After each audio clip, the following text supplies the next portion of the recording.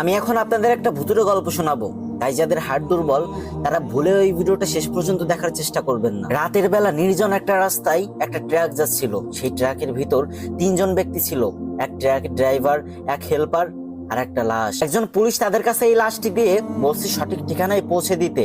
গভীর রাত, ট্রাক চলতেছে, হঠাৎ করে সামনে একটা দোকান দেখা গেল, চায়ের দোকান। ড্রাইভার আর হেল্পার ট্রাকের সামনে বসেছিল আর পিছনে ছিল সেই মরা লাশ। এদিকে দোকানের পাশে একটা ছেলে দাঁড়িয়ে ছিল ঢাকা যাবে বলে, কিন্তু তার কাছে পর্যাপ্ত পরিমাণ ভাড়া ছিল না।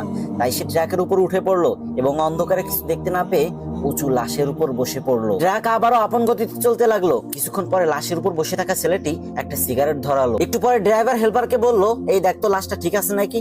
তারপর যখন হেল্পার পিছনের দিকে তাকালো তখন সে দেখতে পেলো অন্ধকারে বিড়ির আগুন উঠানামা করতেছে। এটা দেখে তো হেল্পারের মাথা ঘুরে গেল আর ড্রাইভারকে বলতে লাগলো, উস্তাদ গাড়ি থামান, দেখেন লাশে উঠে বয়ে বয়ে বিড়ি টানতেছে। ড্রাইভার পিছনে তাকিয়ে দেখে ঘটনা সত্য, সাথে সাথে ব্রেকে পা দিয়ে এক লাফ দিয়ে ট্রাক থেকে নেমে দৌড়াতে লাগলো। এদিকে এক আছাড় খেতে লাগলো, ওদিকে এক আছাড় খেতে খেতে দৌড়াতে লাগলো আর বলতে লাগলো, এ কে কোথায় আছিস, আমাকে বাঁচা রে, আমাকে ট্রাকে ভূত, আমাকে ট্রাকে ভূত।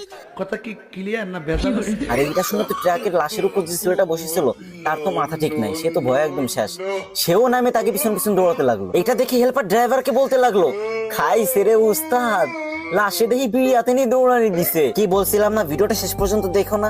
এই পারভেজ ভাই তোমাদের ভয় দিতে চায় না, সে চাই দিন শেষে তোমরা যেন একটু হাসতে পারো মন খুলে। যদি ভিডিওটা দেখে তোমার একটু ভালো লেগে থাকে তাহলে একটা শেয়ার